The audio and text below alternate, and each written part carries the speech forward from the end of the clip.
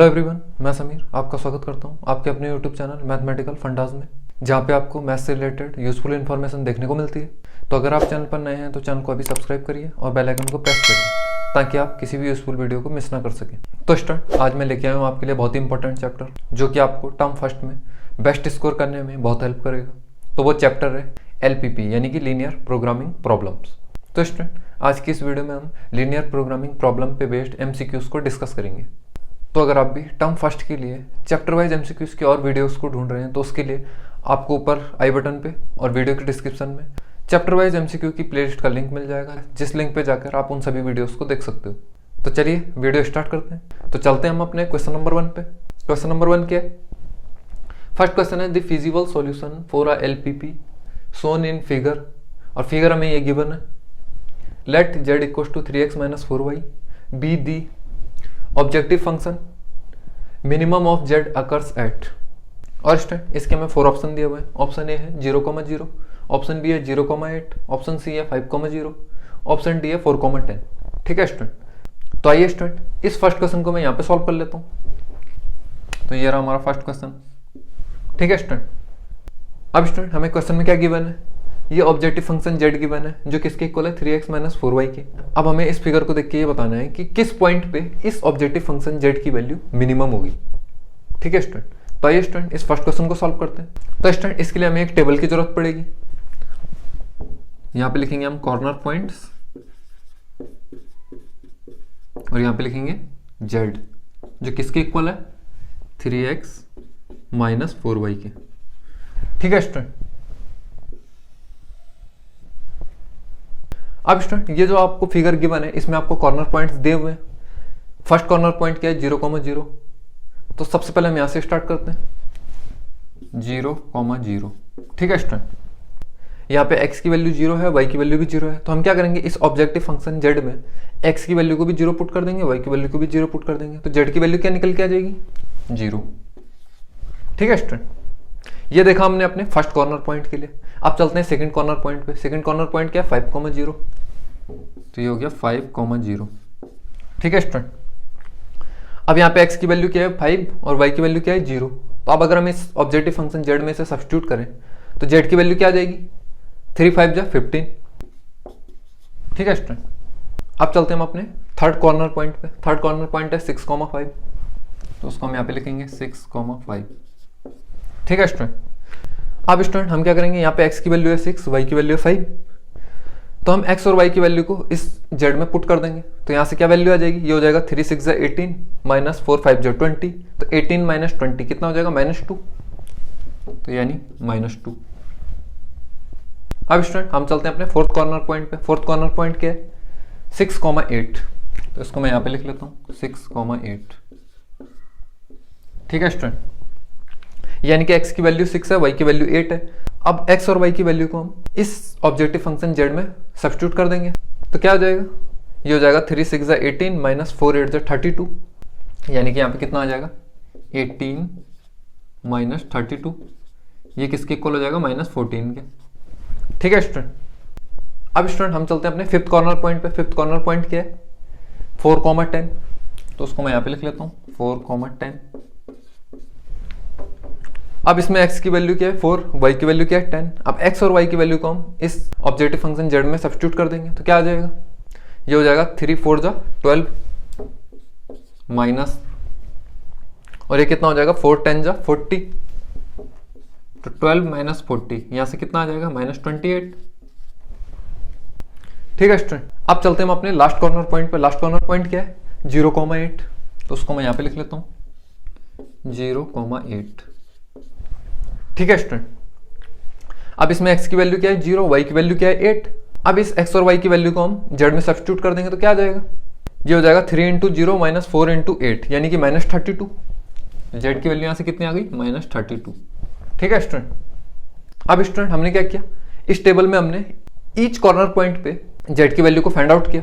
अब हमें क्वेश्चन में क्या बोला जा रहा है, minimum of z occurs eight. अब हमें क्या बताना है, इस ऑब्जेक्टिव फंक्शन z की वैल्यू किस कॉर्नर पॉइंट पे मिनिमम होगी। ठीक है स्टूडेंट, तो स्टूडेंट अगर हम देखें z की वैल्यूज को तो सबसे मिनिमम क्या है -32। ये क्या हो गया मिनिमम। ठीक है स्टूडेंट, और कौन से पॉइंट पे? 0,8 पे। तो स्टूडेंट ये हो गया हमारे इस फर्स्ट क्वेश्चन का फाइनल आंसर। अब चलते हैं हम अपने फर्स्ट क्वेश्चन पे और देखते हैं कौन सा ऑप्शन हमारे इस फाइनल आंसर से मैच हो रहा है। तो स्टूडेंट अगर हम फर्स्ट क्वेश्चन के ऑप्शंस को देखें तो ऑप्शन बी 0,8 हमारे इस फाइनल आंसर से मैच हो रहा है। तो यानी कि इस फर्स्ट क्वेश्चन का ऑप्शन बी करेक्ट हो जाएगा। ठीक है स्टूडेंट, अब चलते हैं स्टूडेंट हम अपने नेक्स्ट क्वेश्चन पे। अब सेकंड क्वेश्चन क्या है? Refer to one maximum of Z occurs at. यानी कि स्टूडेंट क्या करना है, हमें इसी फर्स्ट क्वेश्चन को रिफर करना है और इसी फिगर को ध्यान में रखते हुए हमें इस सेकंड क्वेश्चन को सॉल्व करना है। अब सेकंड क्वेश्चन में क्या कहा जा रहा है? Maximum of Z occurs at, यानी कि इस ऑब्जेक्टिव फंक्शन जेड की वैल्यू कौन से कॉर्नर पॉइंट पे मैक्सिमम होगी वो हमें बताना है। ठीक है स्टूडेंट, अब स्टूडेंट हम दोबारा से इसी टेबल पे जाएंगे और देखेंगे कि किस कॉर्नर पॉइंट पे जेड की वैल्यू मैक्सिमम है। तो अगर हम जेड की वैल्यू देखें तो मैक्सिमम क्या है? 15। तो यहां पे क्या लिख देंगे? मैक्सिमम। ठीक है स्टूडेंट, अब जेड की वैल्यू कौन से कॉर्नर पॉइंट पे मैक्सिमम है? तो कॉर्नर पॉइंट क्या है? 5,0। ठीक है स्टूडेंट, तो यानी कि स्टूडेंट इस ऑब्जेक्टिव फंक्शन जेड की वैल्यू 5,0 पे मैक्सिमम होगी और यही तो हमें फाइंड आउट करना था। तो चलते हैं स्टूडेंट हम अपने सेकंड क्वेश्चन के ऑप्शंस पे और देखते हैं कौन सा ऑप्शन हमारे फाइनल आंसर से मैच हो रहा है। तो अगर हम सेकंड क्वेश्चन के ऑप्शंस को देखें तो ऑप्शन ए 5,0 हमारे इस फाइनल आंसर से मैच हो रहा है। तो यानी कि इस सेकंड क्वेश्चन का ऑप्शन ए करेक्ट हो जाएगा। ठीक है स्टूडेंट, अब चलते हैं स्टूडेंट हम अपने नेक्स्ट क्वेश्चन पे। नेक्स्ट क्वेश्चन क्या है? Question number 3। क्वेश्चन नंबर 3 है refer to one maximum value of Z plus minimum value of Z equal to, और इसके हमें 4 ऑप्शन दिए हुए हैं। ऑप्शन ए है 13, ऑप्शन बी है 1, ऑप्शन सी है -13 और ऑप्शन डी है -17। ठीक है स्टूडेंट, अब स्टूडेंट इस थर्ड क्वेश्चन को भी हमें इस फर्स्ट क्वेश्चन की हेल्प से सॉल्व करना है। तो इसमें भी हमें जरूरत पड़ेगी इसी टेबल की। ठीक है स्टूडेंट, तो स्टूडेंट इस थर्ड क्वेश्चन को मैं यहाँ पे सॉल्व कर लेता हूँ। तो ये रहा हमारा थर्ड क्वेश्चन। ठीक है स्टूडेंट, हमें किसकी वैल्यू फाइंड आउट करनी है? Maximum value of Z plus minimum value of Z equal to. ठीक है स्टूडेंट, तो स्टूडेंट अगर हम इस टेबल को ध्यान से देखें तो इसमें जेड की मैक्सिमम वैल्यू क्या है? 15। तो हम यहाँ पे लिखेंगे 15। ठीक है स्टूडेंट, प्लस अब हम दोबारा से इस टेबल पे जाएंगे और देखेंगे जेड की मिनिमम वैल्यू क्या है। तो जेड की मिनिमम वैल्यू है -32। तो हो जाएगा -32। ये किसके इक्वल हो जाएगा? 15 - 32। ठीक है स्टूडेंट, तो यहां से अगर मैं इसे सिंप्लीफाई करूं तो क्या आ जाएगा? -17। ठीक है स्टूडेंट, तो यानी कि स्टूडेंट ये हो गया हमारे थर्ड क्वेश्चन का फाइनल आंसर। तो अब चलते हैं हम अपने थर्ड क्वेश्चन पे और देखते हैं कौन सा ऑप्शन हमारे इस फाइनल आंसर से मैच हो रहा है। तो स्टूडेंट अगर हम थर्ड क्वेश्चन के ऑप्शंस को देखें तो ऑप्शन डी -17 हमारे इस फाइनल आंसर से मैच हो रहा है। तो यानी कि इस थर्ड क्वेश्चन का ऑप्शन डी करेक्ट हो जाएगा। ठीक है स्टूडेंट, तो स्टूडेंट देखा आपने, हमने इस फर्स्ट क्वेश्चन में जो ये टेबल बनाई थी कॉर्नर पॉइंट और ऑब्जेक्टिव फंक्शन जेड की, इस टेबल की हेल्प से हमने इन 3 MCQs को इजीली सॉल्व कर लिया। ठीक है स्टूडेंट, अब स्टूडेंट हम चलते हैं अपने नेक्स्ट क्वेश्चन पे। नेक्स्ट क्वेश्चन क्या है? Question number 4। तो क्वेश्चन नंबर 4 है corner points of the feasible region for an LPP are 0,2, 3,0, 6,0, 6,8 and 0,5। Let capital F equals to 4x + 6y be the objective function the minimum value of f occurs at. और इसके हमें 4 option दिए हुए हैं। Option A 0,2 only, option B है 3,0 only, option C है the mid point of the line segment joining the points 0,2 and 3,0 only, और option D है any point on the line segment joining the points 0,2 and 3,0। ठीक है student, तो आइए student इस fourth question को मैं यहाँ पे सॉल्व कर लेता हूँ। तो ये हो गया हमारा फोर्थ क्वेश्चन। ठीक है स्टूडेंट, अब स्टूडेंट क्वेश्चन में हमें क्या गिवन है? क्वेश्चन में हमें ये कॉर्नर पॉइंट्स दिए हुए हैं और ऑब्जेक्टिव फंक्शन f गिवन है, और हमें बताना है कि इस ऑब्जेक्टिव फंक्शन f की वैल्यू कौन से कॉर्नर पॉइंट पे मिनिमम होगी। ठीक है स्टूडेंट, तो स्टूडेंट इसके लिए भी हम क्वेश्चन 1 की तरह ही एक टेबल बनाएंगे कॉर्नर पॉइंट और ऑब्जेक्टिव फंक्शन z की। यहाँ पे हो जाएगा कॉर्नर पॉइंट और यहाँ पे हो जाएगा ऑब्जेक्टिव फंक्शन f जो किसके इक्वल है? 4x + 6y। 4x + 6y। ठीक है स्टूडेंट, अब फर्स्ट कॉर्नर पॉइंट क्या है? 0,2। ये हो जाएगा 0,2। ठीक है स्टूडेंट, यानी कि x की वैल्यू है 0, y की वैल्यू है 2। अब स्टूडेंट हम इस x और y की वैल्यू को इस f में सब्स्टिट्यूट कर देंगे तो क्या आ जाएगा? क्या आ जाएगा? 4 × 0 + 6 × 2, तो यानी कि 12 हो जाएगा। तो f की वैल्यू क्या आ गई? 12। ठीक है स्टूडेंट, अब सेकंड कॉर्नर पॉइंट क्या है? 3,0। 3,0। ठीक है स्टूडेंट, यानी कि x की वैल्यू 3 है, y की वैल्यू 0 है। तो इस x और y की वैल्यू को अगर हम f में सब्स्टिट्यूट कर दें तो f की वैल्यू क्या हो जाएगी, 4 इंटू 3 प्लस 6 इंटू 0 यानी कि 12। यहां से भी 12 आ गया। ठीक है स्टूडेंट, अब थर्ड कॉर्नर पॉइंट क्या है, 6, 0। तो हम यहाँ पे लिखेंगे 6, 0। ठीक है स्टूडेंट, यानी x की वैल्यू 6 है, y की वैल्यू 0 है। अब इस x और y की वैल्यू को हम f में सब्स्टिट्यूट करेंगे तो f की क्या वैल्यू हो जाएगी, ये हो जाएगा 4 इंटू 6 प्लस 6 इंटू 0 यानी कि 24। ठीक है स्टूडेंट, अब नेक्स्ट कॉर्नर पॉइंट क्या है, 6, 8। ये हो गया 6, 8 यानी x की वैल्यू है 6, y की वैल्यू है 8। तो इस x और y की वैल्यू को हम f में सब्स्टिट्यूट करेंगे तो f की वैल्यू क्या आ जाएगी, यहां से हो जाएगा 4 इंटू 6 यानी कि 24 प्लस 6 इंटू 8 ये हो जाएगा 48। तो ये कितना आ जाएगा, 72। ठीक है स्टूडेंट, अब चलते हैं हम अपने नेक्स्ट कॉर्नर पॉइंट पे। नेक्स्ट कॉर्नर पॉइंट है 0,5। तो इसको मैं यहां पे लिख लेता हूं 0,5। ठीक है स्टूडेंट, यहाँ पे x की वैल्यू क्या है, 0, y की वैल्यू है 5। तो इस x और y की वैल्यू को हम f में सब्स्टिट्यूट कर देंगे तो f की क्या वैल्यू आ जाएगी, ये हो जाएगा 4 इंटू 0 प्लस 6 इंटू 5 यानी कि 30। तो यहाँ पे क्या आ जाएगी f की वैल्यू 30। ठीक है स्टूडेंट, ये टेबल हमारी कंप्लीट हो चुकी है। अब चलते हैं हम अपने फोर्थ क्वेश्चन पे और देखते हैं हमें क्या फाइंड आउट करना है। The minimum value of f occurs at, यानी कि इस ऑब्जेक्टिव फंक्शन f की मिनिमम वैल्यू किस कॉर्नर पॉइंट पे, हमें ये बताना है। तो स्टूडेंट अगर हम इस टेबल को ध्यान से देखें तो इसमें मिनिमम वैल्यू क्या है, 12। तो यानी कि ये मिनिमम हो गया और ये भी मिनिमम हो गया। अब स्टूडेंट इस फोर्थ क्वेश्चन को ध्यान से देखिएगा, इसमें एक ट्विस्ट आ गया। और ट्विस्ट क्या है, तो स्टूडेंट इस टेबल को अगर आप ध्यान से देखें तो इसमें आपको मिनिमम वैल्यू 12 मिल रही है और वो 2 कॉर्नर पॉइंट्स पे मिल रही है। एक मिल रही है 0,2 पे और एक मिल रही है 3,0 पे। अब अगर हम फोर्थ क्वेश्चन के ऑप्शंस को देखें तो ऑप्शन ए कह रहा है 0,2 ओनली, तो उस हिसाब से तो ये रॉन्ग हो जाएगा ऑप्शन ए।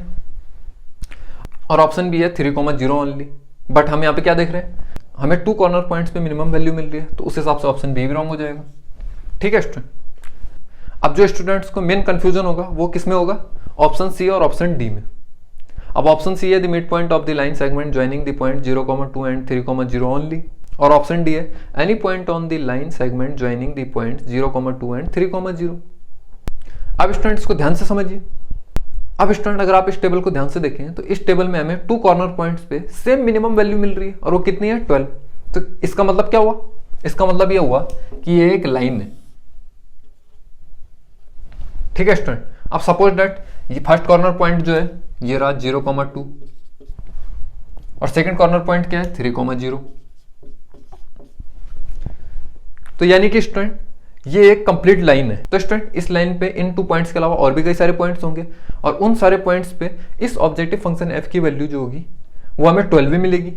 तो स्टूडेंट अगर आपको ये कॉन्सेप्ट समझ में आ गया तो आप इस क्वेश्चन को इजीली सॉल्व कर लोगे। तो यानी कि इस 4 क्वेश्चन का ऑप्शन डी करेक्ट हो जाएगा। ठीक है स्टूडेंट, तो स्टूडेंट अगर आपको वीडियो अच्छा लग रहा है तो वीडियो को अभी के अभी लाइक करें और अपने सभी फ्रेंड्स को शेयर करें। और स्टूडेंट मुझे कमेंट बॉक्स में बताएं कि आपको ये वीडियो कैसा लगा। अब स्टूडेंट हम चलते हैं अपने नेक्स्ट क्वेश्चन पे। नेक्स्ट क्वेश्चन क्या है, क्वेश्चन नंबर 5। अब स्टूडेंट 5th क्वेश्चन क्या है, refer to 4 maximum of f minus minimum of f equals to, और इसके हमें 4 ऑप्शन दिए हुए हैं। ऑप्शन ए है 60, ऑप्शन बी है 48, ऑप्शन सी है 42 और ऑप्शन डी है 18। ठीक है स्टूडेंट, तो स्टूडेंट इस 5th क्वेश्चन को भी हम इस 4th क्वेश्चन की हेल्प से सॉल्व करेंगे। तो स्टूडेंट इस 5th क्वेश्चन को मैं यहाँ पे सॉल्व कर लेता हूँ। तो ये हो गया हमारा 5th क्वेश्चन। ठीक है स्टूडेंट, अब स्टूडेंट इस 5th क्वेश्चन में हमें क्या फाइंड आउट करना है, maximum of f minus minimum of f।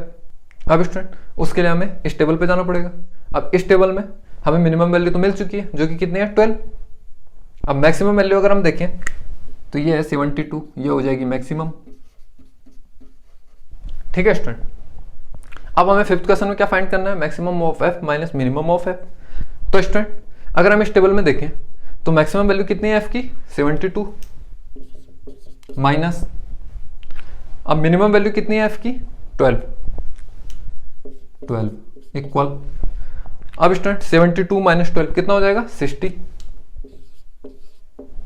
ठीक है स्टूडेंट, तो ये हो गया हमारे 5th क्वेश्चन का फाइनल आंसर। अब चलते हैं हम अपने 5th क्वेश्चन पे और देखते हैं कौन सा ऑप्शन हमारे इस फाइनल आंसर से मैच हो रहा है। तो स्टूडेंट अगर हम फिफ्थ क्वेश्चन के ऑप्शंस को देखें तो ऑप्शन ए 60 हमारे इस फाइनल आंसर से मैच हो रहा है, यानी कि इस फिफ्थ क्वेश्चन का ऑप्शन ए ट्रू हो जाएगा।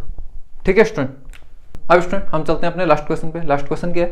Question number 6, corner points of the feasible region determined by the system of linear constraints are 0,3, 1,1 and 3,0. Let z equals to px plus qy where p, q is greater than 0. Condition on p and q so that the minimum of z occurs at 3,0 and 1,1 is. अब इसके हमें 4 option दिए हुए हैं। Option A है p equals to 2q, option B है p equals to q/2, option C है p equals to 3q और ऑप्शन डी है p इक्वस टू q। ठीक है स्टूडेंट, यानी कि स्टूडेंट कहने का मतलब क्या है, ये हमें ऑब्जेक्टिव फंक्शन z गिवन है जिसकी वैल्यू है px प्लस qy और p, q ग्रेटर देन है 0 और ये हमें कॉर्नर पॉइंट गिवन है 0,3, 1,1 एंड 3,0 और क्वेश्चन में हमसे बोला जा रहा है कि इस z की मिनिमम जो वैल्यू है वो हमारे इन 2 पॉइंट्स पे आ रही है 3,0 एंड 1,1 पे। तो हमें क्या करना है, p और q के बीच रिलेशन निकालना है कि आखिर p और q में क्या रिलेशन होगा। तो आइए स्टूडेंट इस 6 क्वेश्चन को मैं यहाँ पे सॉल्व कर लेता हूँ। तो हम यहाँ पे लिखेंगे 6। ठीक है स्टूडेंट, अब हमें ऑब्जेक्टिव फंक्शन z की वैल्यू क्या दी हुई है, px प्लस qy। तो हम यहाँ पे लिखेंगे z equal to px plus qy। ठीक है स्टूडेंट, तो स्टूडेंट इस 6 क्वेश्चन में भी हमें वो टेबल बनानी पड़ेगी। तो उस टेबल में कॉर्नर पॉइंट यहाँ पे आ जाएगा और यहाँ पे आ जाएगा z जो किसके इक्वल है px प्लस qy। ठीक है स्टूडेंट, बट स्टूडेंट इस टेबल में हमें सिर्फ और सिर्फ इन 2 कॉर्नर पॉइंट्स को लेना है 3,0 और 1,1 को। तो सबसे पहले हम 3,0 के लिए चेक करते हैं। तो हम यहाँ पे लिखेंगे 3,0। ठीक है स्टूडेंट, यानी कि x की वैल्यू 3 है, y की 0 है। तो स्टूडेंट अगर हम इस x और y की वैल्यू को z में सब्स्टिट्यूट करें तो यहाँ से क्या आ जाएगा, ये हो जाएगा z equal to p into 3 plus q into 0। Final answer क्या निकल के आएगा, 3p। ठीक है स्टूडेंट, अब चेक करेंगे हम सेकंड पॉइंट के लिए। सेकंड पॉइंट क्या है, 1,1। तो हम यहाँ पे लिखेंगे 1,1। ठीक है स्टूडेंट, यानी x की वैल्यू भी 1 है, y की वैल्यू भी 1 है। अब इस x और y की वैल्यू को हम z में सब्स्टिट्यूट करेंगे तो क्या आ जाएगा, यहाँ से आ जाएगा z equal to p into 1 plus q into 1, यानी फाइनल आंसर क्या आएगा, p प्लस q। ठीक है स्टूडेंट, अब स्टूडेंट हमसे क्वेश्चन 6 में क्या कहा जा रहा है कि इस ऑब्जेक्टिव फंक्शन z की वैल्यू इन 2 पॉइंट्स पे मिनिमम है। तो स्टूडेंट अभी हमने फोर्थ क्वेश्चन को सॉल्व किया, उसमें क्या हो रहा था कि किन्हीं 2 पॉइंट्स पे ऑब्जेक्टिव फंक्शन f की वैल्यू मिनिमम आ रही थी। अब सेम केस यहाँ पे भी आपको देखने को मिल रहा है, बट इसमें क्या है, इसमें हमसे बोला जा रहा है कि इस ऑब्जेक्टिव फंक्शन z की वैल्यू इन 2 पॉइंट्स पे क्या है, मिनिमम है। अब जब इन 2 पॉइंट्स पे z की वैल्यू मिनिमम है तो यानी कि ये दोनों वैल्यू आपस में इक्वल हो जाएंगी। तो यहाँ से क्या निकल के आएगा, 3p equal to p plus q। ठीक है स्टूडेंट, तो यहाँ से क्या आ जाएगा, 2p इक्वल टू q। ठीक है स्टूडेंट, बट अगर हम 6 क्वेश्चन के ऑप्शंस को देखें तो 6 क्वेश्चन के ऑप्शन में हमें p की वैल्यू को फाइंड आउट करना है। तो हम यहाँ से p की वैल्यू को फाइंड आउट करें तो क्या आ जाएगा, p इक्वल टू q/2। ठीक है स्टूडेंट, तो स्टूडेंट ये हो गया हमारे इस 6 क्वेश्चन का फाइनल आंसर। अब चलते हैं हम अपने 6 क्वेश्चन पे और देखते हैं कौन सा ऑप्शन हमारे इस फाइनल आंसर से मैच हो रहा है। तो स्टूडेंट अगर हम 6 क्वेश्चन के ऑप्शंस को देखें तो option B p equal to q/2 हमारे इस फाइनल आंसर से मैच हो रहा है। तो यानी कि इस 6 क्वेश्चन का ऑप्शन बी करेक्ट हो जाएगा। ठीक है स्टूडेंट, तो स्टूडेंट आज की इस वीडियो में इतना ही। आज की इस वीडियो में हमने एलपीपी पे बेस्ड 6 MCQs को सॉल्व किया और उन्हें डिटेल में समझा। तो आई होप गाइस आपको ये वीडियो काफ़ी पसंद आया होगा। अगर आपको वीडियो पसंद आया तो वीडियो को अभी के अभी लाइक करें और अपने सभी फ्रेंड्स को शेयर करें और मुझे कमेंट बॉक्स में बताएं कि आपको ये वीडियो कैसा लगा और आप अगला वीडियो कौन से टॉपिक पे चाहते हैं। और आप मुझे मेरे सोशल मीडिया हैंडल्स पर भी फॉलो कर सकते हैं और वहाँ पे जाके मैथ्स से रिलेटेड कोई भी क्वेश्चन पूछ सकते हैं, मैं उसका रिप्लाई करने की पूरी कोशिश करूँगा। चैनल को सब्सक्राइब करिए, बेल आइकन को प्रेस करिए और सपोर्ट करिए। तो मिलते हैं आपसे अगली वीडियो में, तब तक के लिए थैंक्स फॉर वॉचिंग।